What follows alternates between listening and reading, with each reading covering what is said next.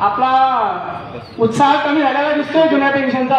यूपीएसचे जीपीएसचे विकल्प आले तर बरोबर आहे का? एकच मिशन. धन्यवाद. अमरावती जिल्हा जुनी पेन्शन संघटनेतर्फे आयोजित आजच्या संवाद मेळाव्याला उपस्थित असलेले आजच्या कार्यक्रमाचे अध्यक्ष आमचे आदरणीय मार्गदर्शक श्री नामदेव बेटागे दादा, त्यानंतर आमचे सहकारी अतुल कडू सर, ठाकूर सर, संघटनेचे जिल्हाध्यक्ष श्री गौरव काळे सर, शहराध्यक्ष प्रज्वल घोम सर आणि अमरावती जिल्ह्यातील सर्व तालुकाध्यक्ष पदाधिकारी, जिल्हा पदाधिकारी आणि या ठिकाणी उपस्थित सर्व पेन्शन फायटर बंधू आणि भगिनींनो, गेल्या जवळपास 1.5 तासापासून सरांनी आपल्याला बऱ्यापैकी मार्गदर्शन केलं आणि त्यातला बराचसा भाग आपल्याला हा कळाला असेल. मीही माझ्या परीने आपल्यापर्यंत काही गोष्टी पोहोचवण्याचा, सांगण्याचा, समजवण्याचा प्रयत्न करतो. शासनाने जुन्या पेन्शनच्या मागणीला पद्धतशीरपणे बगल देऊन सुरुवातीला केंद्राने यूपीएसचं पिल्लू आणलं आणि त्याच्याच पाठोपाठ राज्य सरकारने जीपीएस आणली. ज्यावेळेस यूपीएस आली त्यावेळेस या यूपीएसला आम्ही उलटी पुलटी पेन्शन स्कीम म्हटलं. उलटी पुलटी पेन्शन स्कीम. आणि ज्यावेळेस ही जीपीएस आली, तिचं वास्तविक नामकरण अजून व्हायचं बाकी आहे. मराठीत झालेलं आहे, इंग्रजीत व्हायचं बाकी आहे, पण त्याला आम्ही जीपीएस हे नाव दिलं आहे. तर ही जीपीएस म्हणजे गोलमोल पेन्शन स्कीम. एक उलटी पुलटी, एक गोलमोल. आणि याच्या आधी जी होती एनपीएस ही नो पेन्शन स्कीम. आता माननीय वक्त्यांनी आपल्याला सांगितलं की या एनपीएस मध्ये इतका रिटर्न मिळेल वगैरे, ठीक आहे. परंतु आपली तुलना आज जरी आपण विकल्पाच्या बाबतीमध्ये एनपीएस, यूपीएस, जीपीएस जरी बघत असलो तरी या तिन्ही योजनांची तुलना आपल्याला ओपीएस सोबत करणं गरजेचं आहे. कारण त्याच वेळेस आपल्याला आपल्यावर झालेल्या अन्यायाची बाब ही आपल्याला लक्षात येणार आहे. मित्रांनो, ओपीएस योजनेमध्ये मी आता प्रश्नोत्तर घेतो, कारण आपण ऐकून खूप बोर झाला असं म्हणा किंवा जे काही असेल. मला एकच सांगा की ओपीएस म्हणजे जुन्या पेन्शन योजनेमध्ये शेवटच्या पगाराचा जो काही 50% भाग आहे पेन्शन, हे मिळण्यासाठी किती वर्ष सेवेची अट आहे? हात वर करून सांगा. 20. अजून 10 वर्ष. तर 10 वर्ष ज्या कर्मचाऱ्याची सेवा शिक्षण सेवक का असेना 10 वर्ष झाली आणि तो रिटायर झाला, त्या कर्मचाऱ्याला त्याच्या शेवटच्या वेतनाच्या 50% इतकी पेन्शन मिळते. म्हणजे त्याचं जे शेवटचं मूळ वेतन आहे त्या मूळ वेतनाच्या 50% ही त्याचं पेन्शन बेसिक फिक्स होते. आणि जो काही वर्तमान डीए आहे तो वर्तमान डीए आणि वाढत जाणारा डीए हा त्याला मिळतो. शासनाने यूपीएस, जीपीएस आणताना काय केलं तर आपली वास्तविक सेवा तर त्यांनी सोडूनच दिली, परंतु कपात सेवा देखील त्याला आवड घातली 20 वर्षाची. जीपीएस मध्ये 20 वर्ष आणि यूपीएस मध्ये 25 वर्ष. बरोबर. आता मला तुम्हाला एक प्रश्न विचारायचा आहे की ठीक आहे, आता काहींना वाटलं चला जाऊ दे, एनपीएस ही शेअर मार्केट आधारित आहे, किमान यूपीएस किंवा जीपीएस मध्ये 20 वर्ष सरकारला मी द्यायला तयार आहे, माझे कपात करून द्यायला, करा बाबांना जप्त, पण द्या मला 50% पेन्शन. किती लोकांना असं वाटतं की मी 20 वर्ष कपात करून दिली तर मला 50% पेन्शन मिळेल? समजा तुमचं कपात रेग्युलर आहे, बरोबर, 20 वर्षाची कपात तुमची रेग्युलर आहे, तरी सुद्धा मिळेल असं कोणाला वाटतं? तर हा खूप मोठा गैरसमज आता आमचाही दूर झाला. ज्यावेळेस 25 जानेवारीला केंद्राची यूपीएसची कार्यपद्धतीने निगमित जो शासन निर्णय आहे केंद्राचा तो आला, त्यामध्ये सरकारने बेंचमार्क कॉर्पस नावाची अट घातली. आता सरांनी बऱ्यापैकी त्यावर चर्चा केली. बेंचमार्क कॉर्पसची अट काय आणि बेंचमार्क कॉर्पसच्या अटीचा परिणाम काय? आता मी जे सांगितलं मगाशी की की सरकारने आपल्याला जे काही 50% जे काही लॉलीपॉप दिलं ते लॉलीपॉप कसं खोटं असू शकतं किंवा आहे त्याचं आपल्याला सांगायचं माझं स्पष्टीकरण आहे. एखादा कर्मचारी 2006 मध्ये लागला, 2006 ते 2020 14 वर्ष त्याची कपात झालीच नाही. त्यानंतरच्या पुढच्या 20 वर्षापर्यंत त्याची कपात सुरू झाली. त्याला असं वाटेल की मी 20 वर्ष कपात केली, सरकारने माझी 20 वर्षाची कपात ठेवून घेतली, माझं शेवटचं मूळ वेतन आहे 1 लाख, तर मला 50% पेन्शन म्हणजे 50,000 पेन्शनसाठी मी पात्र झालो. होईल का तो पात्र? अजिबात नाही. त्याचं कारण की 6 ते 2020 हा जवळपास 14 वर्षाचा कालखंड, 15 वर्षाचा कालखंड त्याची कपात बंद होती. आणि ती बंद कपात त्यामुळे जे काही त्याच्या खात्यामध्ये जी काही रक्कम जमा व्हायला पाहिजे होती त्या 14 वर्षापर्यंत आणि ती रक्कम पुढच्या 20 वर्षापर्यंत जी झाली असती ती रक्कम ते होत नाहीये. बरोबर? मग तेवढं जे काही नुकसान आहे त्या नुकसानच्या बदल्यामध्ये त्याच्या पेन्शनच्या टक्केवारीलाही कात्री लागणार. अजून सोपं करून सांगतो. 2 मित्र आहे, एकाची 35 वर्ष कपात रेग्युलर झाली आणि एकाची सुरुवातीच्या 14 वर्ष कपात झाली नाही आणि पुढचे 20 वर्ष कपात झाली. आणि ज्याची कपात रेग्युलर त्या मित्राचे जर समजा 50 लाख रुपये जमा झाले आणि ज्याची कपात इरेग्युलर होती त्या मित्राचे जर 30 लाख रुपये जमा झाले तर तो मित्र त्याने बेंचमार्क कॉर्पसची जी काही टार्गेट सेट केलेली रक्कम आहे ती त्याने गाठली आणि त्यामुळे त्याला मिळणाऱ्या पेन्शन जे काही त्याला अपेक्षित आहे त्याचं गुणोत्तर हे 1:1 आलं. त्याची corpus 50 lakh, benchmark corpus 50 lakh, गुणोत्तर आलं 1/1 म्हणजेच 1. ज्याची इरेग्युलर कपात आहे त्या कर्मचाऱ्याला त्याचं गुणोत्तर कसं येईल बघा. वरती राहतील 30 लाख म्हणजे त्याचं कॉर्पस खाली राहील बेंचमार्क कॉर्पस म्हणजे 50 लाख. गुणोत्तर काय आलं? 0.6. बरोबर? त्याचंही मूळ वेतन 1 लाख. त्याला असं वाटलं की मी 20 वर्ष जमा केले, मला 50,000 पेन्शन बसायला पाहिजे, तर 50,000 गुणिले 0.6 त्याला पेन्शन किती बसली? 30,000. बरोबर? किती टक्के कात्री लागली त्याच्या पेन्शनला? जवळपास 20% ना. म्हणजे बघा सरकारने आपल्याला काय प्रॉमिस केलं होतं 50%चं, मिळाले किती? 30%. बरोबर? हे का झालं? कारण त्याची कपात ही इरेग्युलर होती, अनियमित होती, ती झाली नाही. म्हणजे बेंचमार्क कॉर्पस नावाचं जे काही म्हणजे घातक गोष्ट आहे केंद्र सरकारने आपल्या समोर आणली आणि त्यामुळे आपली 20 वर्ष काय, 25 वर्ष काय, 30 वर्ष काय, इतके वर्ष जरी तुमची कपात झाली तरी तुम्ही 50% पेन्शन तुम्हाला मिळेलच असं नाही. ज्या दिवशी तुमची जमा रक्कम ही बेंचमार्क कॉर्पस इतकी असेल तेव्हाच तुम्हाला अपेक्षित पेन्शन मिळणार आहे. आणि त्यासाठी तुम्हाला रेग्युलर कपात ही करावंच लागेल. शिवाय आता आपल्या ट्रेझरीला पगार होतो जवळपास 10 तारखेला आणि ती जमा होते इथलं माहिती नाही मला पण आहे, मी जिथून आलोय त्या भागामध्ये जवळपास 20-20 दिवस ती लेट जमा होते.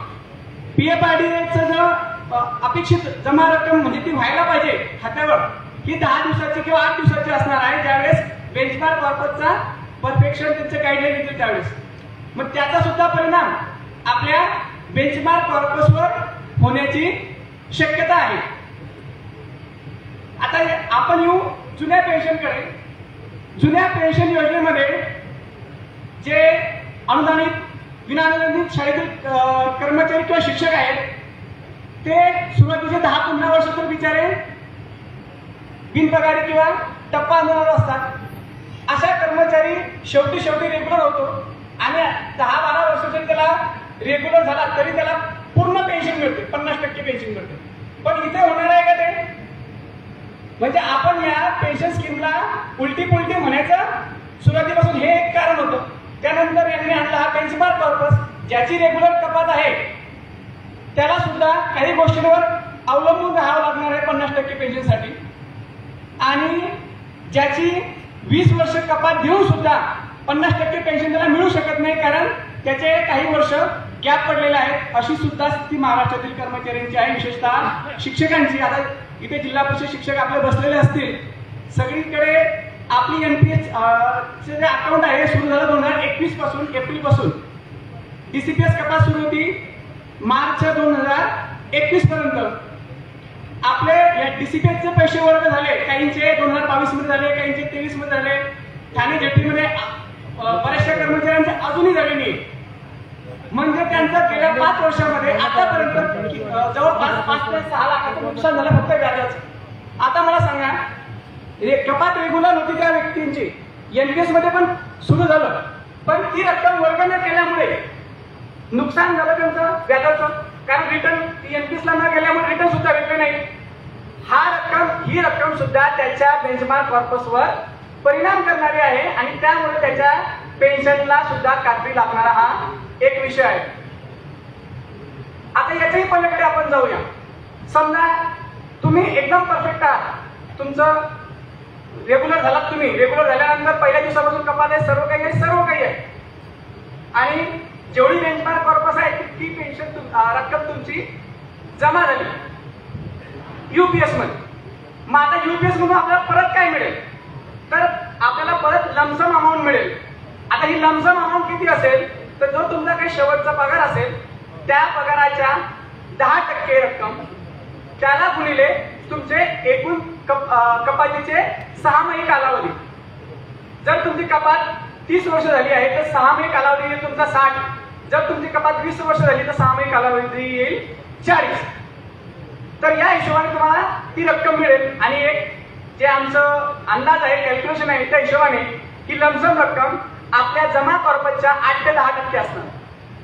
मग सरकार काय करणार, आपल्याला जवळपास 90 ते 92% रक्कम आपली जप्त करेल आणि त्या बदल्यामध्ये आपल्याला पेन्शन ही देणार. मग ज्या अशा रेग्युलर माणसाला लमसम मिळाली, आता त्याने कोणती पेन्शन योजना स्वीकारावी असा आपल्याला प्रश्न पडतो. तर त्याचं उत्तर हे एक असणार आहे की तुम्ही किती वर्ष जगणार आहात, बरोबर, किती वर्ष जगणार आहात. त्यानंतर तुमचा जो जोडीदार आहे, महिलांच्या बाबतीमध्ये पती आणि पुरुष शिक्षकांच्या बाबतीमध्ये पत्नी, तुमच्यानंतर त्या किती वर्ष जगणार आहात यावर तुमचं गणित अवलंबून असणार. कदाचित काही भरपूर लोकांना हा मूर्खपणाचा प्रश्न वाटेल की सर असं काय बोलतात तुम्ही, आम्ही किती वर्ष जगणार म्हणजे काय, तुम्ही कोण सांगणार आहे. पण मित्रांनो, तो सुद्धा खूप मोठा ड्रॉबॅक या पेन्शन योजनेतला आहे. कारण तुमची कपात जप्त झाली एनपीएस मध्ये. आज रोजी ज्यांच्या रेग्युलर कपाती सुरू आहेत, जे ग्रुप सीचे कर्मचारी आहेत आणि भविष्यामध्ये त्यांची अजून 20 वर्ष कपात आहे, तर अशा कर्मचाऱ्यांचे साधारणपणे 3 कोटीच्या आसपास एक आमचा प्राथमिक अंदाज म्हणतो की रक्कम जमा होईल. आता अनेकांना वाटेल वा हो तुम्ही तर विनाकारण एनपीएसला नो पेन्शन स्कीम म्हणताय, 3 कोटी. हे 3 कोटी आजच्या आहेत का, आजच्या आहेत का 3 कोटी नाही. हे 3 कोटी कधीचे, 20 वर्षानंतरचे. आणि त्या 20 वर्षानंतरचे जे 3 कोटी त्यांचं आजचं व्हॅल्युएशन काय आहे, तेवढंच 20 लाख 22 लाख 25 लाखाच्या आसपास. आणि आपला आजचा जीपीएफ धारक बांधव किती रक्कम घेतो जीपीएफ मध्ये रिटायरमेंटच्या वेळेस, तो पण जवळपास 15-20 लाखापर्यंत घेतो. आणि सरकारने जर त्याला तितकीच पेन्शन तितकीच रक्कम ऍडव्हान्समेंट जर दिली एनपीएस मध्ये, तर तो पण जवळपास आज रोजी 40 लाखापर्यंत 30 लाखापर्यंत सहज ही रक्कम घेईल. म्हणजे आपल्याला ज्यावेळेस जी काही रक्कम मिळणार आहे 3 कोटी, त्याचं व्हॅल्युएशन आजच्या तारखेमध्ये 30-40 लाखापेक्षा जास्त नसणार आहे. मग तुमची 3 कोटी रक्कम समजा सरकारने जप्त केली, मग तुम्ही जितके वर्ष जास्ती जगाल तेव्हा तुमची पेन्शन वसूल व्हायला काय होईल, सुरुवात होईल. समजा त्या दरम्यान असं, मग हा जो एक निष्कर्ष आहे की तुमची पूर्ण हे 3 कोटी वसूल केव्हा होतील, तर असा एक आमचा अंदाज आहे की कर्मचारी जर रिटायरमेंट नंतर 7 वर्ष जगला आणि त्यानंतर त्याची पत्नी 5 वर्ष जगली, तर त्याची पेन्शनची जी काही जप्त झालेली रक्कम आहे ती वसूल होईल. प्रत्येकाला वाटेल आनंदाची गोष्ट आहे सर, आम्ही जास्ती जगू, परंतु ही फक्त जमा रक्कम वसूल झाली. त्या रकमेवर आजपर्यंत जे काही व्याज मिळालं असतं म्हणजे 7 वर्षात ते व्याजाला काय त्यामध्ये म्हणजे अजून आपल्याला किती वर्ष जगावं लागेल आपली रक्कम वसूल करायला? अजून पुढचे 2 ते 3 वर्ष. म्हणजे आम्ही या UPS ला किंवा GPS ला उलटी पुलटी आणि गोलमाल पेन्शन स्कीम का म्हणतो? कारण आपलेच पैसे आणि आपल्यालाच काय आपलेच पैसे आणि आपल्यालाच पेन्शन. म्हणजे कर्मचाऱ्याने किती जगावं किंवा किती जगेल यावर तुमची पेन्शन योजना अवलंबून असणार आहे. आणि हे कोणासाठी? ज्यांच्या रेग्युलर कपाती आहेत त्यांच्यासाठी. ज्यांच्या रेग्युलर कपाती नाही तर त्यांचं जे काही कमी आहे 22 वर्ष 25 वर्ष त्या रकमा जप्त होतील आणि त्याला त्या प्रमाणामध्ये ही पेन्शन मिळणार आहे. आता याच ठिकाणी आपल्याला UPS मध्ये एक गोष्ट दिलेली आहे त्यांनी की आम्ही फॅमिली पेन्शन देऊ. बघा खूप गोंड शब्द आहे. 50% पेन्शन 60% फॅमिली पेन्शन. पण आपल्याला हे माहिती आहे का एखादा GPF धारक कर्मचारी जुनी पेन्शन धारक समजा 59व्या वर्षी एक्सपायर झाला बरोबर. त्याचं शेवटचं वेतन होतं 1 लाख. मूळ वेतन समजा 1 लाख. त्याला पेन्शन बसली 50,000. तो 59व्या वर्षी एक्सपायर झाला दुर्दैवाने. त्याच्या पत्नीला पेन्शन किती मिळेल? याचं उत्तर कोणी देऊ शकतं का? किती? त्याच्या पत्नीला सुद्धा तितकीच पेन्शन मिळेल जितकी त्याला मिळत होती. किती? 50,000. आणि ती कुठपर्यंत? पुढच्या 7 वर्षापर्यंत. म्हणजे रिटायरमेंट नंतर पुढचे 65व्या वर्षापर्यंत हाय रेटने इन्हॅन्स पेन्शन रेटने त्या फॅमिलीला फॅमिली पेन्शन मिळते. पण UPS GPS मध्ये ते आहे का? तुम्हाला 60% खूप छान वाटलं. काहींना कदाचित असं वाटलं असेल की अरे वा ओल्ड पेन्शन मध्ये तर 50% मिळायची याच्यात तर 60% मिळते. तसं नाही आहे. हे 60% काय आहे? पेन्शनचे 60% आणि रिटायरमेंटच्या वेळेस जे काही त्याचं मूळ वेतन होतं त्याच्यात 30%. आणि ते त्यांनी केव्हापासून सुरू करून टाकलं? केव्हाही. कर्मचारी 58 वर्ष जरी गेला तरी त्याच्या पत्नीला किंवा त्याच्या जोडीदाराला त्या कर्मचाऱ्याच्या 60% पेन्शन सुरू होईल. म्हणजे आहे त्याच्यापेक्षाही निम्म्यावर येईल. परंतु OPS मध्ये असं नाही. म्हणून आपण OPS ची मागणी करत होतो आणि आजही करत आहोत.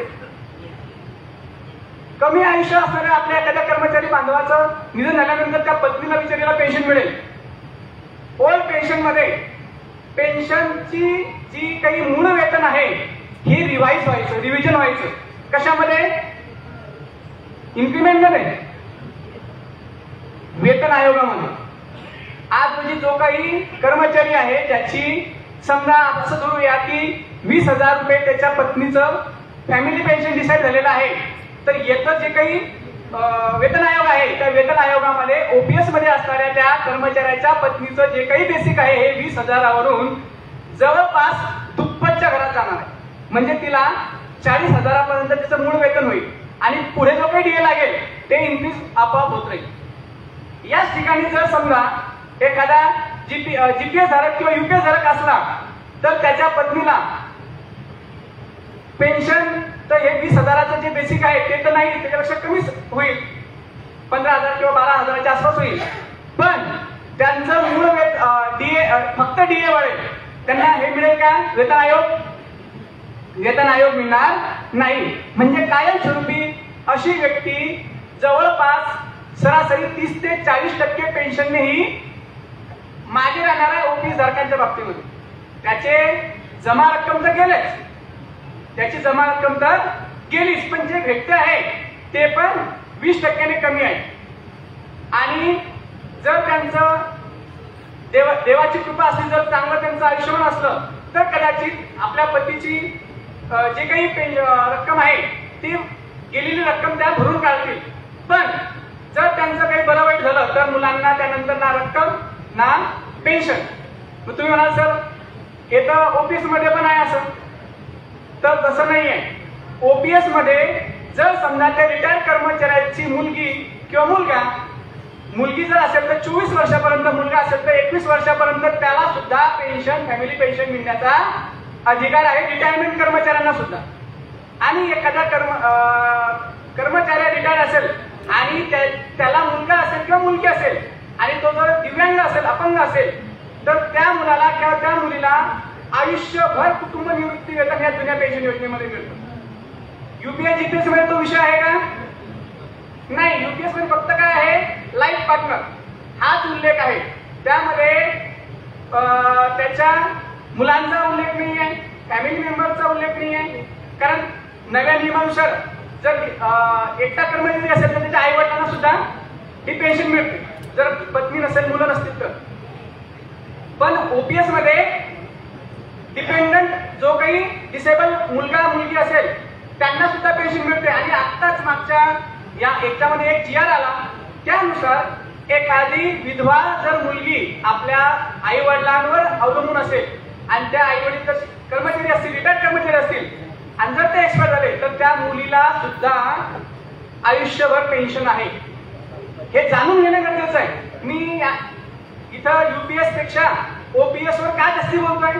कारण या गोष्टी आपल्याला कळल्या पाहिजे, या गोष्टी कळायला पाहिजे की नेमकं सरकारने पहिल्यांदा आपल्याला फसवायचा कार्यक्रम कसा केलेला आहे. कारण काहींनी खूप स्तुती केली, यूपीएस हे बजाव, यूपीएस आ गई, जीपीएस आ गई. पण तसं मी आपण याच्यामुळे फसलो आहे. मग आता करायचं काय? बरोबर, फसलो तर आहे, पण आपण कमी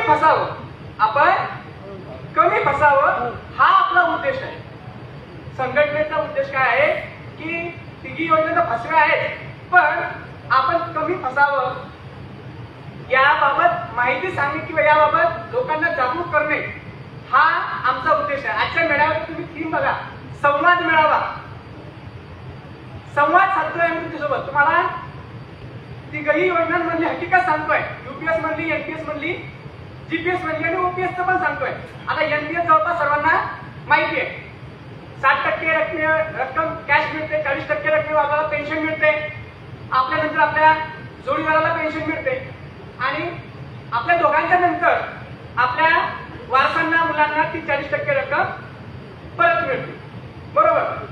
आणि यामध्ये मुलांचा रिटायरमेंट नंतर काहीही विषय नाही. जर इन केस दुर्दैवाने एखाद्या ऍक्सिडेंट मध्ये ते पती आणि पत्नी जर दोघंही रिटायरमेंटच्या दुसऱ्या दिवशी जर एक्सपायर झाले, मुलं किती लहान असले, समजा असतात काही आपले बांधव की ज्यांचं लाईफ सेटलमेंट उशिरा होतं, मुलं लहान असू शकतात, त्यांना त्यांची यूपीएस मध्ये गेल्यामुळे रक्कम जप्त झाली. बरोबर. ते दोघं गेल्यामुळे पेन्शनही काय झाली, बंद झाली. तर अशी या योजनेची हकीकत आहे. पण आता या ठिकाणी मी तुम्हाला असं सांगत नाहीये की तुम्ही एनपीएस कायम ठेवा, अजिबात नाही. जर एखाद्याला वाटत असेल की नाही सर मला गॅरंटी मी चांगले वर्ष जगू शकतो, 20 वर्ष माझी लाईफस्टाईल मी मेंटेन करू शकतो, बरोबर, तर 20 वर्षापर्यंत 22 वर्षापर्यंत जगणारा आणि त्याच्यानंतर पत्नी जास्ती जगत असेल तर त्या ठिकाणी नक्कीच यूपीएस मध्ये आणि जीपीएस मध्ये आपल्याला जास्ती पेन्शन ही मिळू शकते. आता यूपीएस आणि जीपीएस, आता बऱ्याच लोकांना असं वाटतं की इकडे 20 वर्ष आहे, इकडे 25 वर्ष आहे. ठीक आहे. तर यूपीएस मध्ये एका वर्षासाठी पेन्शनची टक्केवारी किती आहे? एका वर्षासाठी पेन्शनची टक्केवारी किती? म्हणजे 10 वर्ष किती टक्के पेन्शन? बोला ना, तुम्ही बोलणार तर मला म्हणजे वाटेल की नाही मी काही सांगतोय बरोबर चाललंय माझं. नाही, तसं नाही. 10 वर्ष जर सेवा झाली यूपीएस मध्ये तर किती टक्के पेन्शन मिळू शकते?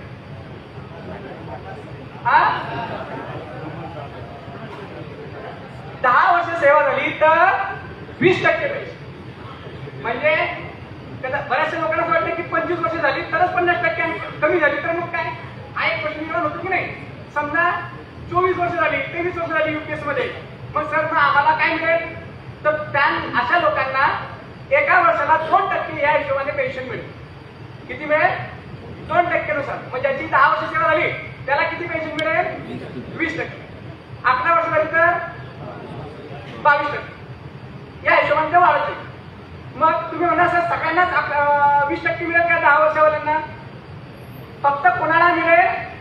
ज्याची कपात सेवा 10 वर्ष आणि ती पण कशी नियमित, वेळेवर अंशदान जमा, वेळेवर त्याच्यावर व्याज जमा, बरोबर. आणि त्या 10 वर्षाचं जे काही जो फॉर्म्युला आहे कॉर्पोरेटचा, बेंचमार्क कॉर्पोरेटचा, त्यानुसार ते तिथपर्यंत तो गेला पाहिजे, तर त्याला 20% पेन्शन मिळेल. आता समजा ही 20% पेन्शन जर समजा कमी आली, 9,000 आली, तर त्यावेळेस त्या व्यक्तीला मिनिमम पेन्शन ही मिळणार. म्हणजे जो काही डिफरन्स आहे 1,000चा, तो 1,000 डिफरन्स सरकार आपल्याला देईल. आता बऱ्याचशा मला असं वाटतं की काही लोकांनी याविषयी थोडंसं गैरसमज करून घेतला की 10,000 म्हणजे बेसिकचे 10,000 आणि मग याच्यावर आपल्याला DA नुसार पेन्शन मिळेल. तर तसं नाही आहे. हे मिनिमम पेन्शन हा जो विषय आहे UPS मध्ये, हा 10,000 हा एकत्रित रकमेचा विषय आहे. कितीचा? एकत्रित रकमेचा. समजा तुम्हाला तुमचं UPS मध्ये पेन्शन डिसाईड झालं, बेसिक डिसाईड झालं 6,000 आणि तुमचा DA वाढत गेला आणि तो DA झाला 50%. मग 6,000 आणि 50% DA हे झालं तुमची 9,000 रक्कम. मग तुम्हाला रक्कम मिळेल 10,000. पण हा जर DA जर 80% झाला तर ती पेन्शन रक्कम किती होईल? 6,000 बेसिक आणि 6,000चा 80% म्हणजे 48 म्हणजे 10,800 रुपये ही टोटल पेन्शन झाली, बरोबर. मग आता तुम्हाला 10,800 मिळतील, कारण ते 10,000च्या पुढे गेलेले आहे. म्हणजे मिनिमम पेन्शनचा कन्सेप्ट आपल्या लक्षात येणं गरजेचं आहे. बरं, 10,000 मिनिमम पेन्शन ही UPS मध्ये, बरोबर. GPS मध्ये काय? GPS मध्ये पेन्शन आहे मिनिमम पेन्शन 7,500. 7,500 ही मिनिमम पेन्शन आहे. एखाद्या कर्मचाऱ्याला जर त्याच्या टक्केवारीनुसार, आता GPS ची टक्केवारी वेगळी, जर एखाद्या कर्मचाऱ्याने 10 वर्ष सेवा झाली तर त्याला GPS मध्ये 2.5 वर्ष, एका वर्षाला 2.5% या हिशोबाने पेन्शन आहे. म्हणजे 10 वर्ष सर्व्हिस झाली 25% पेन्शन, 11 वर्ष सर्व्हिस झाली 27.5% पेन्शन. तर या हिशोबाने त्याला हे आहे. 15 वर्ष सर्व्हिस झाली किती मिळेल? 15 × 30 आणि 15चे अर्धे म्हणजे 37.5% पेन्शन. तर ही रक्कम जर तुमची 7,500च्या वर असली, 1 रुपया जरी वर असली, तुम्हाला किती मिळेल? फक्त 7,500 आणि 1 रुपया तेवढीच मिळेल. जर कमी असली तर 7,500 मिळेल. जर तुमची मिनिमम तुमची पेन्शन, ऍक्च्युअल पेन्शन जर 6,900 असेल तर तुम्हाला 7,500 रुपये राऊंड फिगर पेन्शन GPS मध्ये मिळणार. तर हे आपल्याला लक्षात घेणं गरजेचं आहे. आणि पण हे होत असताना मात्र मिनिमम पेन्शन घ्या, UPS ची मिनिमम पेन्शन घ्या का GPS ची मिनिमम पेन्शन घ्या, तुमची कपात रक्कम काय जप्त होणार आहे. आता आमचे मेटांगी दादा इथे बसलेले आहेत, त्यांचं उदाहरण घेतो. दादांचे मला वाटतं, दादा आपले UPS ची 60% रक्कम किती आहे? 7.5% होते, 18.5. बघा आता दादांचं शेवटचं वेतन मला वाटतं 50,000 होतं, मूळ वेतन 50,000. आता दादांना तुमची सर्व्हिस किती आहे? 14-15 वर्ष. दादांना GPS मध्ये किती टक्के पेन्शन मिळेल? 28%, बरोबर. म्हणजे 50,000चे 28% धरू आपण. 30 राऊंड फिगर 30% धरा. 5 त्रिक 15,000. किती पेन्शन? 15,000. मग 15,000 पेन्शन पाहिजे. दादाला किती रक्कम भरून यायची? अजूनची किती यायची रक्कम भरून? 18.5 लाख. त्यांना 60% 18.5 लाख आहे ना. हा 18 लाख. त्याची समजा 60% रक्कम भेटते तर त्यांना अजूनची 12 ते 13 लाख रुपये भरून द्यायचे, बरोबर. आता मला सांगा, एक रिटायर्ड कर्मचारी ज्याची इन्कम NPS मध्ये 2100 रुपये आहे, तो 12 लाख कुठून आणणार आहे? बरोबर आहे. म्हणजे सरकार म्हणते की आम्ही पेन्शन देतोय, रिटायर कर्मचाऱ्यांना सुद्धा हा लाभ लागू आहे. अरे पण तो 60% रक्कम त्याने खर्च केले ना, मुलीचं लग्न आलं त्यावर खर्च केले, मुलाचं शिक्षण झालं त्यावर खर्च केले, तो 12.5 लाख रुपये आणेल कुठून? तो 12.5 लाख रुपये आणेल कुठून? हा खूप मोठा प्रश्न आहे. आणि समजा आमच्या दादा एक आर्मीमॅन आहे, त्यांचं सोडून द्या, पण दुसरा एखादा व्यक्ती आहे त्याने 12.5 लाख रुपये भरले आणि दुर्दैवाने दुसऱ्या दिवशी नाही हसण्यासारखा विषय नाही, हा खूप गंभीर विषय आहे. दुर्दैवानं जर त्याचं काही झालं आणि समजा पत्नी जर नसेल, 12:30 गेले आणि पेन्शनही गेली, 12 लाख व्याज सगळं काढले, व्याज कोण भरेल? जो काही मुलगा असेल तर तो व्याज भरेल. हे बघा सरकारने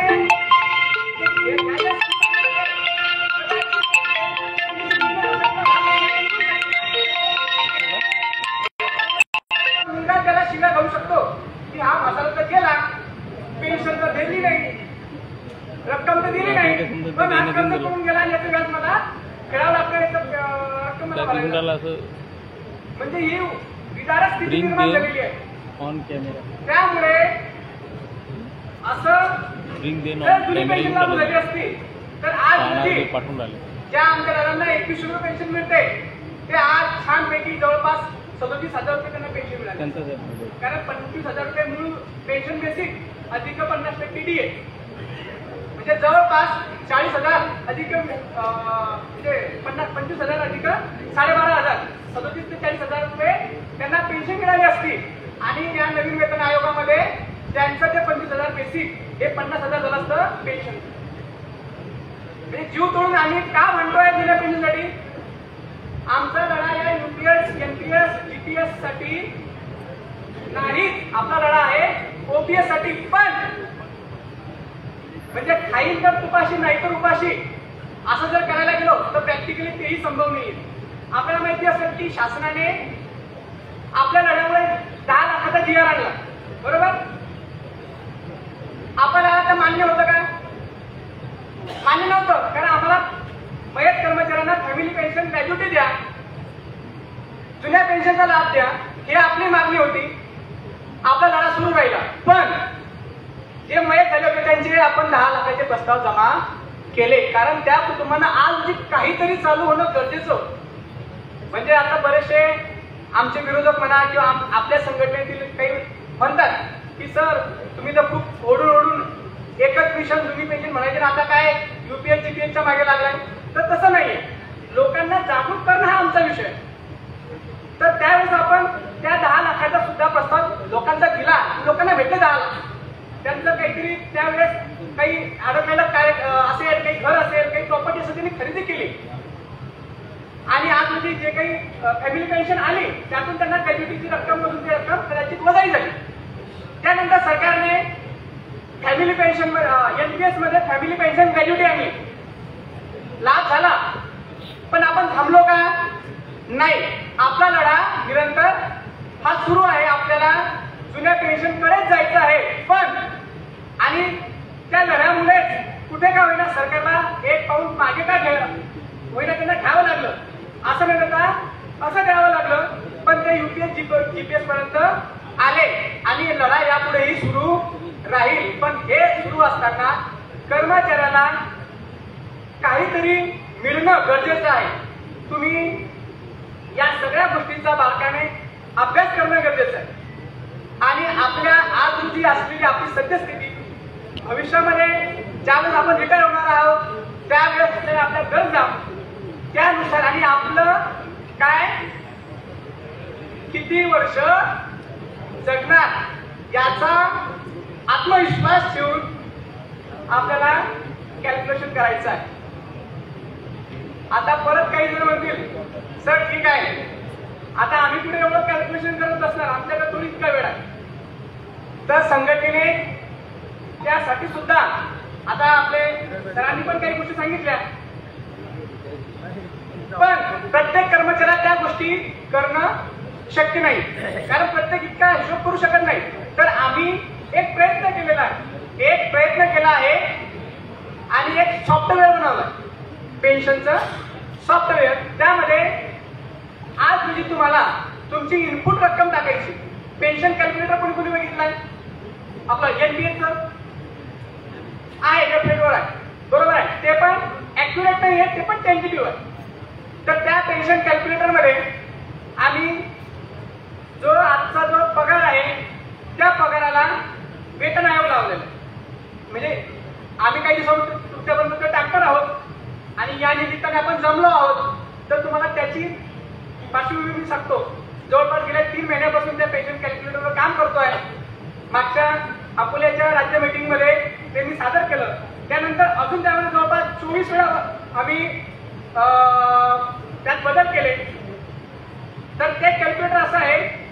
त्यामध्ये तुम्हाला तुमचं आजचं बेसिक टाकायचं आहे, त्यानंतर तुम्हाला आजचं डीए टाकायचं आहे, त्यानंतर तुमची आजची एनपीएस ची रक्कम टाकायची आहे, तुमची रिटायरमेंट पर्यंतची जी काही कपात होणार आहे.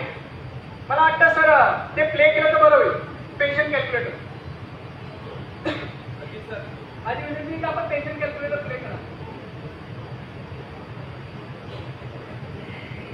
कारण ओघाने सांगितले याच्यामध्ये हे मी थोडं दुर्लक्ष केलं. पण मला वाटतं आपण फेस टू फेस असल्यामुळे माझे बरेचसे मुद्दे आपल्याला कळले असावे. बघा, आमचे एक मित्र आहे लखन, त्यांनाही माहिती होतं, त्यांना मी त्यांचं केलेलं आहे कॅल्क्युलेशन. तर हे इनपुट आहे, ट्यूलर असल्याचे हे इनपुट असतात. तर घ्या काय 33 वर्ष त्यांची कपात सेवा, 34 वर्ष वास्तव सेवा, त्यानंतर युनिटची दिनांक त्यांनी सेट केलेली आहे या खाली. आता यामध्ये आम्ही अजून एक मुद्दा टाकलेला आहे, तो म्हणजे एनपीएस म्हणून आपण विड्रॉल केला आहे का. एनपीएस मधून आपण विड्रॉल केलेला आहे का. त्याचं कारण मित्रांनो एक सांगतो. समजा एखाद्या कर्मचाऱ्याने आज रोजी जर 2 लाख रुपये विड्रॉल केले, बरोबर, तर या 2 लाखाचं जे काही व्याज आहे 20 वर्षापर्यंत तितकी रक्कम आपल्या अकाउंटला कमी जमा होणार की नाही. म्हणजे परिणाम कशावर होईल, तुमच्या बेंचमार्क कॉर्पसवर होईल. म्हणजे आजचे 2 लाख 20 वर्षानंतर किती होतील, जवळपास अंदाजे जे आम्ही कॅल्क्युलेशन केलं जवळपास ते 20 लाखापर्यंत जातील, बरोबर. मग 2 लाखाची रक्कम जर काढली असली तर त्याचा परिणाम सुद्धा होऊ शकतो. त्याचा सुद्धा विचार आम्ही या कॅल्क्युलेटर मध्ये केलेला आहे. सर इनपुटच घ्या, मी तो नंतर दाखवतो. त्याचा सुद्धा विचार आम्ही याच्यामध्ये केलेला आहे. त्यानंतर तो कर्मचारी किती वर्ष जगेल, एक अंदाजित आकडा हा घेतलेला आहे. पत्नी त्याच्या पुढे किती वर्ष जगेल, तो पण एक आकडा घेतलेला आहे. आणि या इनपुट नुसार आणि वेगवेगळ्या शीट केल्या, म्हणजे त्याचं आज रोजीचं वेतन आपल्याला सुरू ठेवायचं रिटायरमेंट पर्यंत, आणि एनपीएसचा बॅलन्स सुद्धा आपल्याला त्यामध्ये दाखवायचं. आता एनपीएसचा बॅलन्स हा कसा वाढत जाईल. आता वास्तविकपणे एनपीएस ही शेअर मार्केट आधारित आहे आणि नेट व्हॅल्यू ऍसेट नुसार ती असते. म्हणजे युनिट्स खरेदी होतात. युनिट्स म्हणजे काय की थोडक्यामध्ये असं म्हणतात की शेअरची एक शेअरची युनिट ज्याची आजची काहीतरी व्हॅल्यू जवळपास 40 रुपयाच्या आसपास आहे. म्हणजे आपल्या पगारामध्ये जे काही 8,000 10,000 जे रक्कम कपात होते त्यामधून ती व्हॅल्यू ते युनिट्स विकत घेतले जातात. आणि नंतर मग त्याची ज्यावेळेस आपली रक्कम त्याची व्हॅल्यू वाढते तेवढं आपल्याला रक्कम दिसते. तर आम्ही या कॅल्क्युलेशन मध्ये 7.5% चक्रवाढ व्याज लावलेलं आहे. म्हणजे युनिट नुसार न घेता त्याला चक्रवाढ व्याज लावलेलं आहे. दर वार्षिक 7.5%, वर्षाला 7.5%, म्हणजे अॅन्युअल रिटर्न 7.5% या हिशोब धरून आम्ही ते कॅल्क्युलेशन केलेलं आहे. आणि मी परत सांगतो, यामध्ये जे काही आकडे येतील ते आकडे आजचे नसणार. ते आकडे कधीचे आहे, 2044, म्हणजे 20 वर्षानंतरचे. म्हणजे तुम्हाला असं इंटरेस्ट दिसतं 2 कोटी, तर असं म्हणून का आपण आता भेटलं 2 कोटी, ते 2 कोटी आजची नाही, ते 2 कोटी 20 वर्षानंतरचे आहे. कारण आजच्या 20 वर्षापूर्वी 1 एकर जमिनीचा भाव होता 50,000. आज 50,000ला प्लॉट कमी मिळतो का आपल्याला, नाही. आज 1 एकर घ्यायला गेलं तर आपल्याला जवळपास 15 लाख 10 लाखाच्या पुढेच मिळते, बरोबर. मग आज जो जमिनीचा भाव आहे 15 लाख, तो पुढच्या 20 वर्षानंतर कदाचित 1 कोटी होईल किंवा 1.5 कोटी होईल. म्हणजे आपल्याकडे 3 कोटीमध्ये किती एकर शेत घेऊ शकतो आपण, कोरडीचं 2 एकर. म्हणजे आजची जी व्हॅल्यू काय आली 30, 35, 40 लाख, याच्यावर धरायचं नाही. आणि आम्ही यामध्ये अजून एक विषय आणतो आहे की त्याचं व्हॅल्युएशन, त्या रकमांचं व्हॅल्युएशन सुद्धा तुम्हाला यामध्ये दिसेल, असं सुद्धा आमचा प्रयत्न आहे. बरं, हे झालं इनपुट. आता माझी सरांना एक विनंती आहे की सर आपण पेमेंट याच्यावर जावं. हे जाऊ द्या खालचं, पेमेंट नाही, पेमेंट त्याच्या आधी पेमेंट. आता बघा, यावरून आम्ही वेतन आयोग पण सेट केलेला आहे. सध्या आपली मागणी आहे 2.67 ची, पण आम्ही 1.92 हा ट्रीटमेंट फॅक्टर घेतलेला आहे. आणि मला वाटतं मी अजून यामध्ये ज्यावेळेस रिलीज करेल याला अजून कमी करेल, कारण काही गॅरंटी नाही आहे पुढे वेतन आयोग मिळतो की नाही मिळतो. आता सध्या तरी घोषित झालेला आहे, पण ह्या 8व्या 9व्या वेतन आयोगापर्यंत आपण हे केलेलं आहे, म्हणजे 20 वर्षापर्यंत.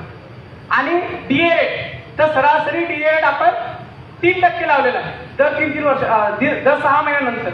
जमलं तर याच्यामध्ये कपात करू आणि नंतर आपण ते रिलीज करू. बघा आता सुरुवातीची जी कॉर्पस होतं ती रक्कम आणि मार्च महिन्याची जी रक्कम आहे बघा, एनपीएसचं एम्प्लॉई कॉन्ट्रीब्युशन 8,200, गव्हर्नमेंट 11,480 आणि टोटल रक्कम झाली 19,680. आणि ही टोटल रक्कम म्हणजे आधीची आणि हे 19,000 हे मिळून झाले 22,63,444 हे आजची त्याची रक्कम आहे. आणि हा फॉर्म्युला आम्ही कुठपर्यंत सेट केलेला आहे बघा. तुम्ही जुलै जर गेलात तुम्हाला जुलैमध्ये 55,200 या बेसिकचे किती झालेले दिसतील, 56,900. तर याला आम्ही इन्क्रीमेंट पण लावलेलं आहे, जुलैचं इन्क्रीमेंट लावलेलं आहे. तर या जुलैचं का रिटायरमेंट पर्यंतच्या जुलैचं दर महिन्यात. आणि बघा प्रत्येक एनपीएसचा बॅलन्स पण आपला वाढतो आहे वार्षिक 7.5% या दराने. हां हॅलो सर येऊ द्या खाली. बोला. हे एनपीएसचं payment sheet plus balance sheet. मी संध्याकाळी सर येऊ द्या खाली, येऊ द्या. आता बघा 2026 पासून याला आम्ही वेतन आयोग पण लावलेला आहे. सर घ्या खाली. हां बघा दिसते तुम्हाला, येऊ ना कार्यक्रमात आहो बेटा. सर घ्या खाली, घ्या खाली. कार्यक्रमात आहे का? मी येईन 8-9 वाजता. हां बरं ठीक आहे ना. ठीक आहे. काहीतरी जे हँडल करताना वेतन आयोग याच्यामध्ये सुद्धा काही हे झालं असू शकते. तर मला हे सांगायचं की हे पूर्ण शीट जे आहे आम्ही 2000 तो रिटायरमेंटच्या तारखेपर्यंत आपोआपच ते सिलेक्ट होणार आहे. त्यानंतर सर एनपीएसच्या पेन्शनवर या. एनपीएसची पेन्शन हे बघा नोव्हेंबर 44 या तारखेपासून जी रक्कम आहे त्या रकमेवर आपण पेन्शन दाखवली आहे. तर त्यामध्ये एनपीएसचं ऑप्शन 1 आणि ऑप्शन 2. आता या ऑप्शन 1 मध्ये काय आहे, जर तुम्ही 100% रक्कम पर्पस हा एनपीएस मध्ये गुंतवला तर तुम्हाला त्या व्यक्तीला जी काही त्याची रक्कम असणार आहे कॉर्पस त्यावर इतकी पेन्शन आपल्याला मिळणार आहे. 1,26,000 ही त्याची टोटल त्यावेळेची ही रक्कम असणार आहे. पेन्शन पर मंथ 40%वर, तर ही 50,000 पेन्शन ही आजची का 2044ची. त्याच्यामुळे हे आकडे पाहून एकदम असं वाटू देऊ नका की यांना काय 1 लाखावर चालले गेले पेन्शनवर, तसं नाही आहे. 2044. तर हे सांगायचं तात्पर्य असं आहे की हे पूर्ण आम्ही कॅल्क्युलेशन केलेलं आहे. आता बघा यामध्ये आपल्याला वेतन आयोग लागणार नाही कारण ही एनपीएसची पेन्शन आहे, यामध्ये वेतन आयोग लागणार नाही. सर यानंतर आपण युपीएसच्या पेन्शनवर आहे. बघा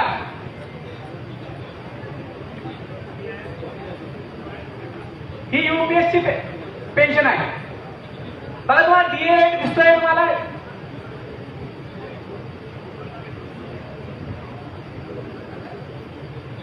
इथे काहीतरी थोडस एक मिस्टेक झालेली आहे, मी परत एकदा तपासतो.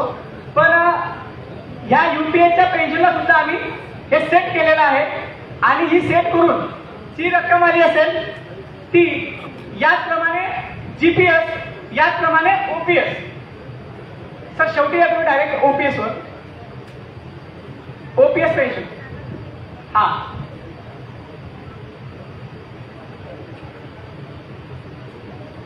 बघा आपण कमिशन लागलेलं आहे जानेवारी 46 पासून. जानेवारी 46 पासून आधीचं जे काही बेसिक होतं 48,500 हे डायरेक्टली 93,000 वर गेलेलं आहे आणि हे जाणार आहे. हे जाणार आहे कारण ही रक्कम आजची नाही, ही रक्कम कधीची आहे 2044ची. आणि हे ओपीएस मध्ये आहे. ओपीएस मध्ये रिटायर माणसाला वेतन आयोग लागतो हे मला इथे सांगायचं. एनपीएस किंवा युपीएस किंवा जीपीएस ला सुद्धा वेतन आयोग लागत नाही, पण ओपीएस मध्ये लागतो. पैसे तर आपल्याला रिटर्न मिळतात आपले, पण वेतन आयोग सुद्धा लागतो. आता सर पहिल्या शीटवर आपण यायचंय 1 नंबरच्या स्टार्ट. ए नंबरचं शेड्यूल. तर या तिघांचं कॅल्क्युलेशन आपण इथं या ठिकाणी हे केलेलं आहे.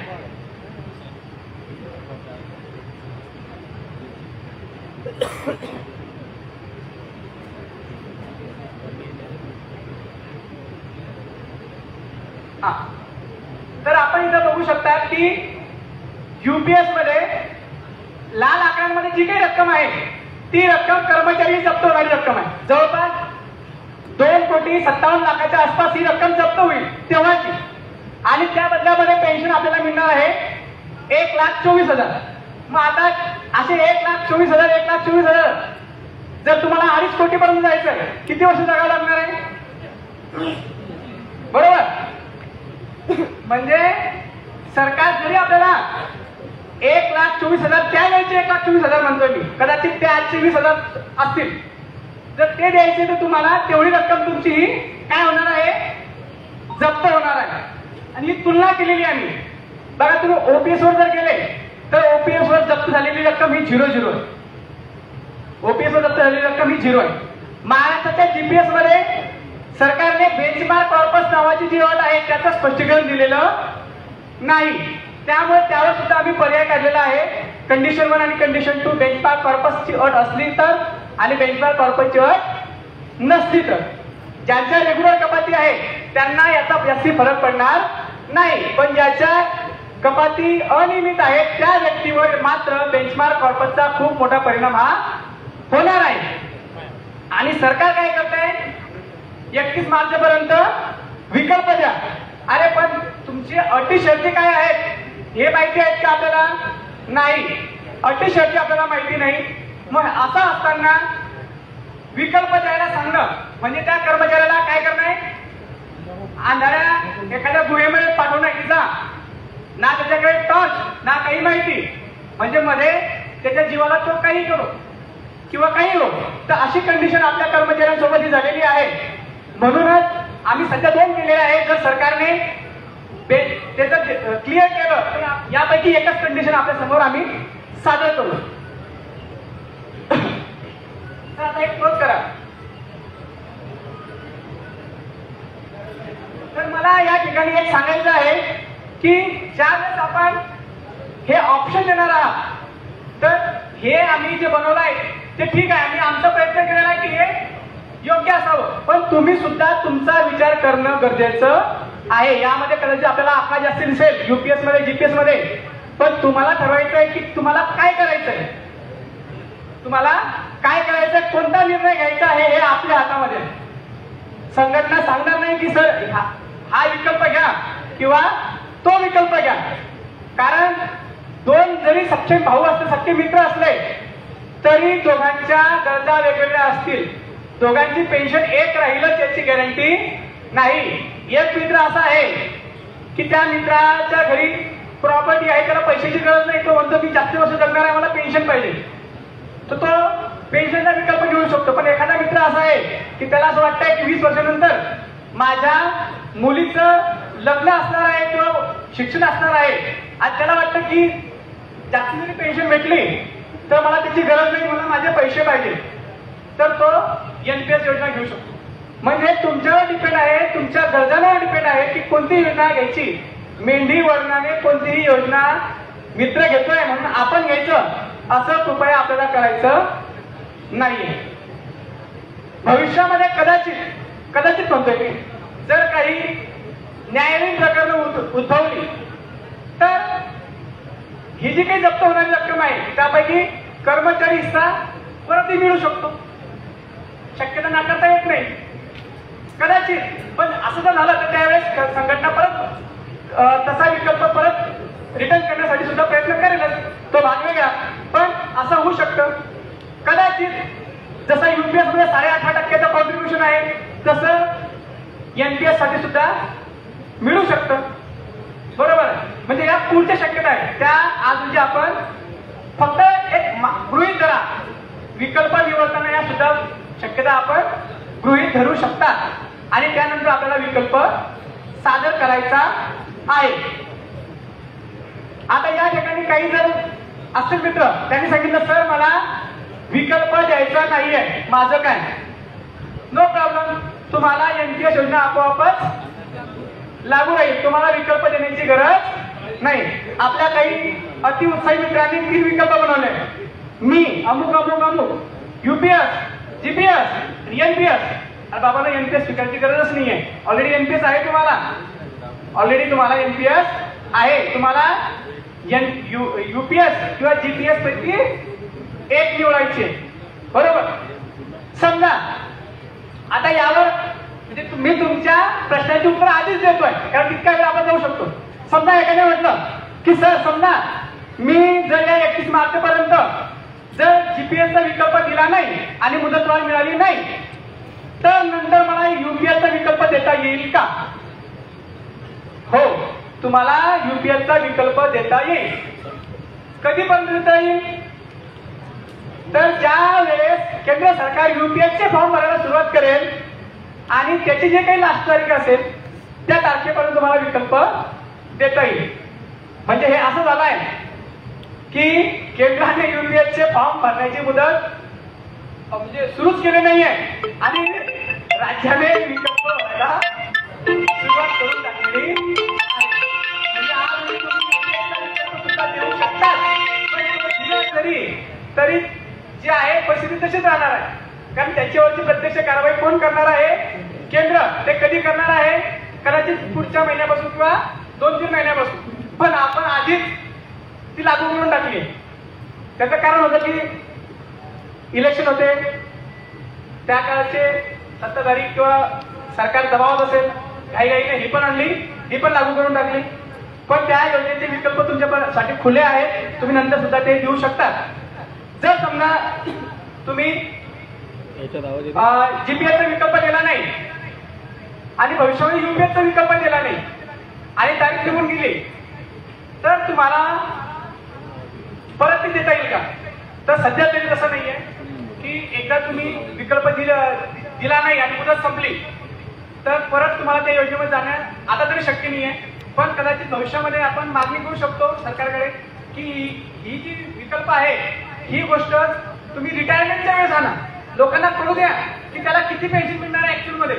कारण आज म्हणजे मी केलेलं, मी काही तज्ञ नाही किंवा तुम्ही सुद्धा इतके त्यामध्ये मास्टर नाही की तुम्ही ऍक्च्युअल आकडा त्यामधला काढू शकाल. कारण हे आपल्याला केव्हा कळेल?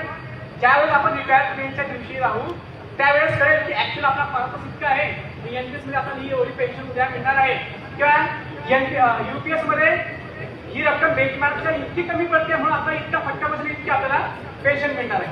हे जे केलेलं आहे टेंटेटिव्ह आहे आणि एक अंदाज आहे. म्हणून सरकारने यामध्ये ही जी तारीख आहे बदलवण्याचा किंवा याला चेंज करण्याचा जो दिवस आहे हा कोणता द्यायला पाहिजे? रिटायरमेंटच्या शेवटचा दिवस द्यायला पाहिजे असं मला वाटतं. बरोबर आहे की नाही? तर तो विषय आपण नंतर येईलच. पण आज रोजी जर समजा एखाद्याने जीपीएस दिलं तर तो यूपीएस मध्ये जाऊ शकतो. पण समजा एखाद्याने आज यूपीएस देऊन टाकलं तर तो जीपीएस मध्ये परत जाणार नाही. सरकारने आपण सर्व बाजूने घेतलाय. तिकडे विहीर समोर वेळ घालण्यातील एक टायगर, म्हणजे खाली कुदावं का त्याच्या जबड्यामध्ये जावं हा एक प्रश्न आहे. तर अशा पद्धतीने या सगळ्या गोष्टी या निमित्ताने निर्माण झालेल्या आहेत. यावर आपल्याला सत्सद विवेक बुद्धीने आपल्याला निर्णय घ्यायचा आहे. पण जोपर्यंत जीपीएसच्या अटी शर्ती येत नाही तोपर्यंत माझं असं मत आहे की आपण विकल्प देऊ नका, थोडं थांबा. संघटना म्हणून आम्ही मंत्रालयामध्ये याबाबत पाठपुरावा करणार आहोत आणि संबंधित अधिकाऱ्यांना ह्या लाभ विचारणार आहोत की जर तुमच्या अटी शर्ती अजून क्लिअर नाही, तुम्ही कोणत्या बेसवर कर्मचाऱ्यांना जीपीएसचे फॉर्म भरायला सांगताय? बरोबर आहे की नाही?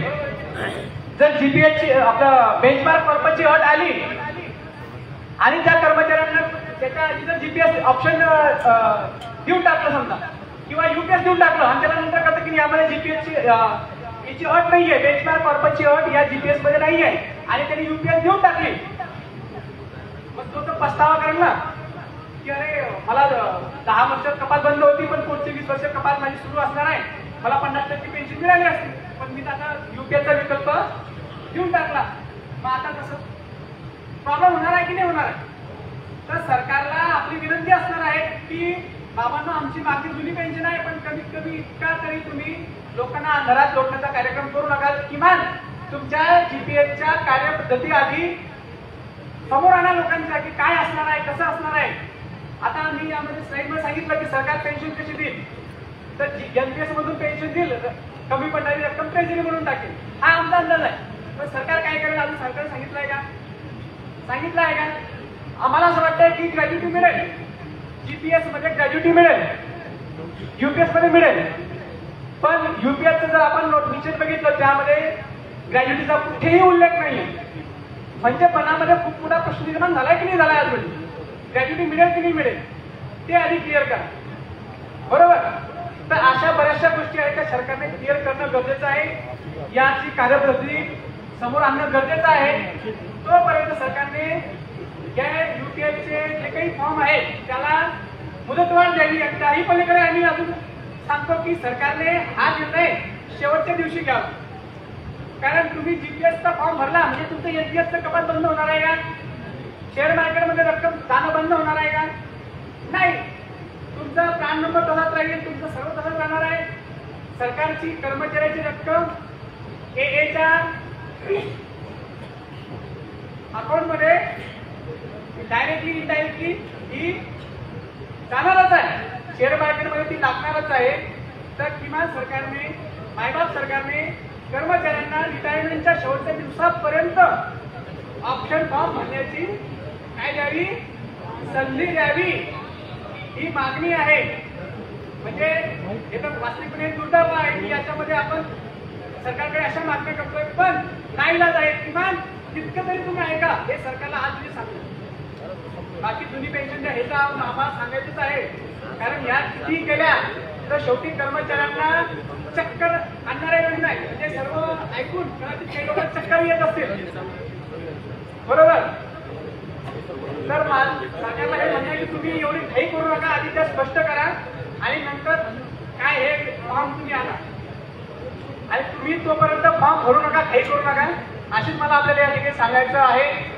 आयोजकांनी या ठिकाणी मला प्रमुख वक्ता म्हणून बोलायची संधी दिली आणि अतिशय प्रतिष्ठेच्या समजल्या जाणाऱ्या या सभागृहामध्ये एक प्रमुख अतिथी म्हणून म्हणा किंवा एक प्रमुख वक्ता म्हणून म्हणा मग इथे याची संधी मला मिळाली, त्याबद्दल मी आयोजकांचे आभार मानतो.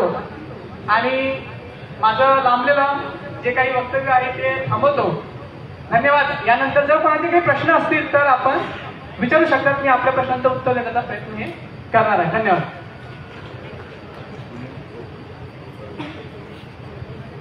धन्यवाद विनायक सर. आपण सर जळगावला असतात आणि जवळपास जेव्हापासून 20 सप्टेंबरपासून शासन निर्णय आला तेव्हापासून त्याच्यावर सर रिसर्च करत आहे.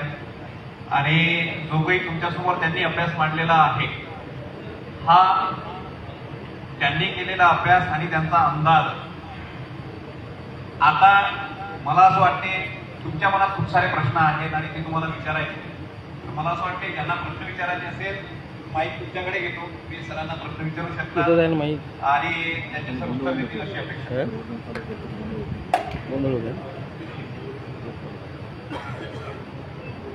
नाही मी माझा कॅमेरा कोणाला विचारायचं असेल तर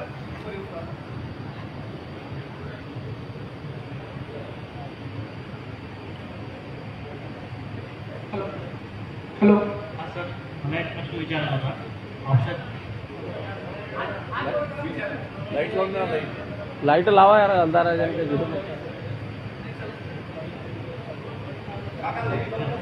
हॅलो, मला एक प्रश्न विचारला इकडचे चालू कर जा. ऑप्शन फॉर्म तर आपण नंतर करू ज्या वेळेस आपण सगळं फायनल होईल. पण समजा त्याच्या अगोदर फॉर्म भरत द्यायची गरज पडली, आता 24.5 वर्ष सर्व्हिस होते तर कोणता ऑप्शन भेटत आहे?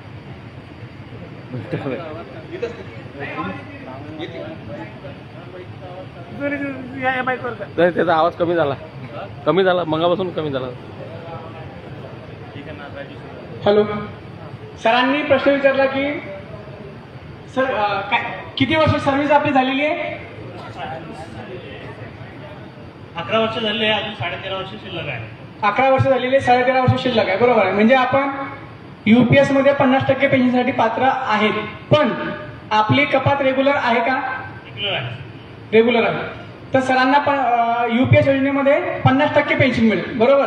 आणि शेवटच्या वेतनाच्या 10% गुणिले तुमच्या सेवेचा एकूण कालावधी, म्हणजे टोटल सर्व्हिस जर तुमची 24 वर्ष होते तर त्याला गुणिले 48 या हिशोबाने तुम्हाला लमसम अमाऊंट मिळणार, बरोबर.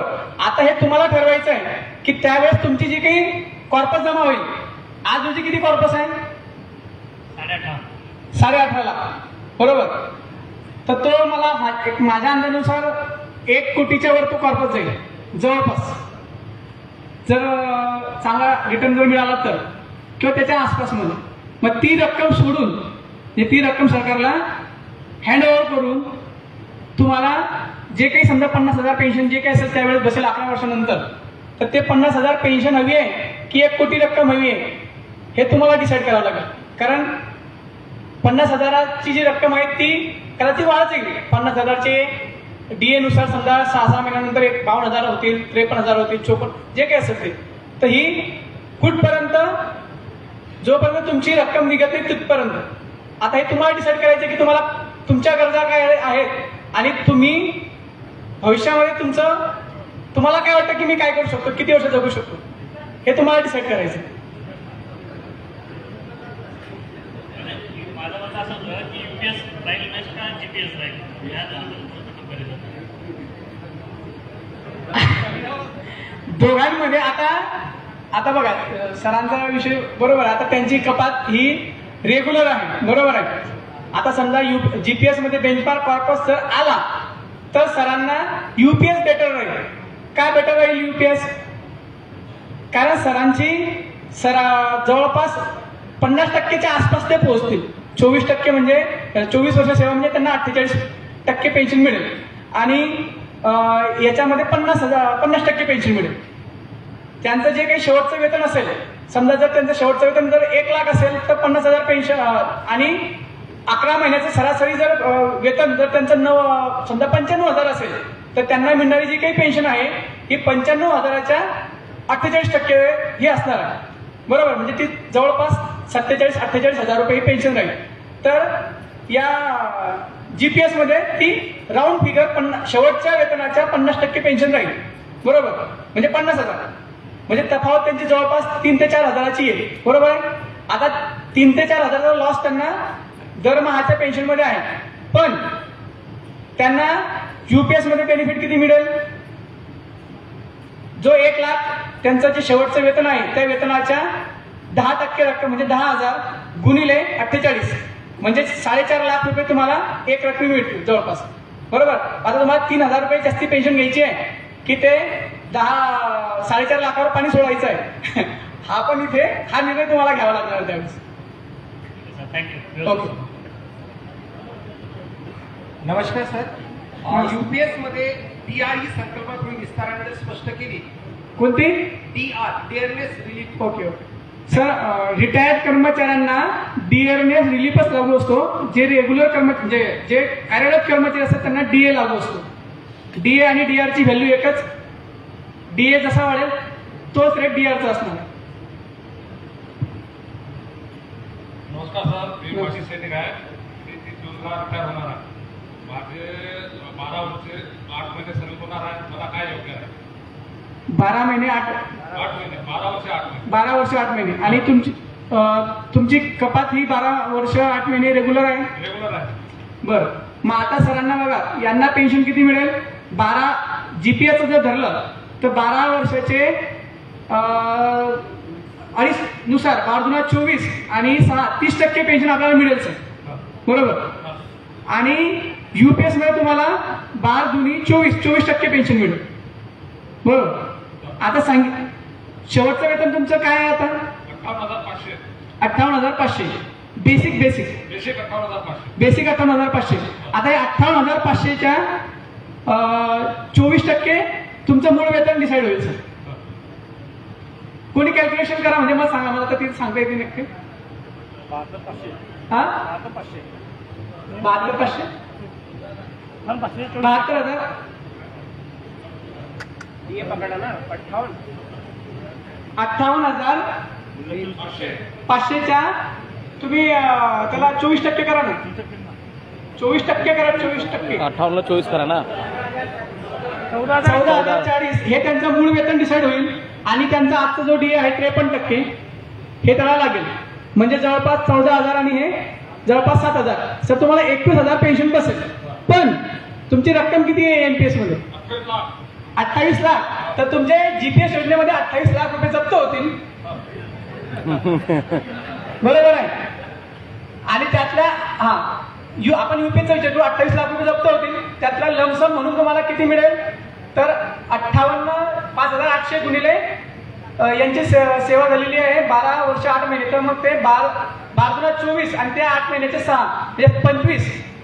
5800 गुणिले 25 करा सर. 5800 5,800 गुणिले 25 तुम्हाला 1,45,000 रुपये लमसम मिळेल.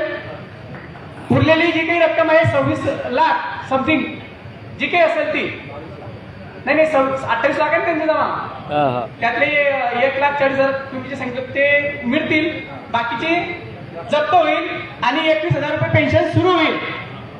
आता हे तुम्हाला डिसाईड करायचं आहे की 26 लाख जप्त करवायचे आहे करून 21,000 पेन्शन घ्यायची आहे की 26 लाख सोबत ठेवून त्यावर पेन्शन घ्यायची. 26 लाखाचे तुम्हाला 60%. तर तुम्हाला 2 ऑप्शन आहे. 26 लाख ते 26 लाख तुम्ही एनपीएस मध्ये गुंतवू शकतात आणि त्यावर जवळपास 6% व्याजाने जवळपास 13,000 पेन्शन तुम्हाला मिळू शकते. कारण जवळपास 6% एन्युटी रेट आहे सध्या. तर 13,000-13,500 रुपये पेन्शन मिळेल. आणि नाही डीए नाही, ही पेन्शन तुमची कॉन्स्टंट राहील. आणि ती जी काही आपली 14,000 जी समथिंग आपण मूळ वेतन तुमचं डिसाईड केलेलं आहे, हे मूळ वेतन आणि डीए हा वाढत जाईल. म्हणजे तुम्हाला दर वर्षाला किंवा दर 6 महिन्याला 2,000 नाही करू शकत आपण. 14×42 500-600 रुपये तुमच्या डीए मध्ये हे वाढ होत जाईल आणि ते होईल. पण तुमची ही रक्कम जी आहे ते तुम्हाला मिळणार नाही. आणि वेतन आयोगामध्ये सुद्धा तुमचा जो काही बेसिक आहे तो कॉन्स्टंटच राहील 14,000.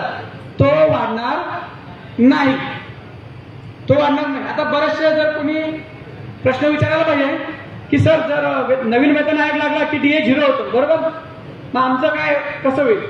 तर त्यावेळेस समजा आता जर समजा 53% डीए आहे, जुलैमध्ये 56% झाला आणि जानेवारीमध्ये आपल्याला वेतन आयोग लागला असं समजू आपण. मग त्यावेळेस जो डीए आहे तो 56%च राहील. तिथून जो काही डीए वाढेल तो तुमच्या डीए मध्ये ऍड होतो. 56 मध्ये अजून 3%, 59 मध्ये 3%, अजून 62 असा तो वाढेल. पण मूळ वेतन मूळ बेसिक हे तेच राहील. 0 होणार नाही म्हणजे नाही. तर ते तुम्हाला डिसाईड करायचं आहे की 26 लाख रुपये द्यायचे का हे 21,000 रुपये पेन्शन घ्यायचे, तुमच्यावर डिपेंड आहे. काय 21,000ला किती वापस भेटणार. हा दुसरं काय 13,000 घ्यायला पुरती पेन्शन. 20 लाख सोडून 21,000 रुपये हे घालणे पुरत. कृपया मला असं वाटतं की थोडं लवकर घ्या. मला 6 वाजले. माझा जवळपास 5 ते 5.5 तासाचा रन आहे. सर असे काही एम्प्लॉई आहेत सध्या की ज्यांचं जीपीएफ सुरू आहे, ओके, एनपीएस मध्ये नाही, ओके, आणि 8 वर्षानंतर त्यांचं आता रिटायरमेंट आहे. बरं. अशा वेळेला त्यांनी आता कशामध्ये जायला पाहिजे, एनपीएस की यूपीएस? जीपीएफ वाले जीपीएफ सुरू आहे ते त्यांना बंद करायचं आहे, कारण त्याच्यावर त्यांना तो हा प्रश्न काल पण आला होता. हा विषय 2005च्या आधी ज्यांचे टप्पा अनुदान होते किंवा 60% होते, 80% होते आणि नंतर त्यांची जीपीएफ सुरू होऊन गेले. तर त्याबाबत एक हा स्वतंत्र एक प्रश्न निर्माण झालेला आहे. कारण त्यांची जीपीएफची कपात ही सुरू होती, त्याला काही टक्केवारीची अट नाही. त्यांच्या हिशोबाने 5,000 10,000 ते रक्कम कपात करताय. पण आणि ते जीपीएफ मध्ये त्यांना व्याज पण मिळतंय.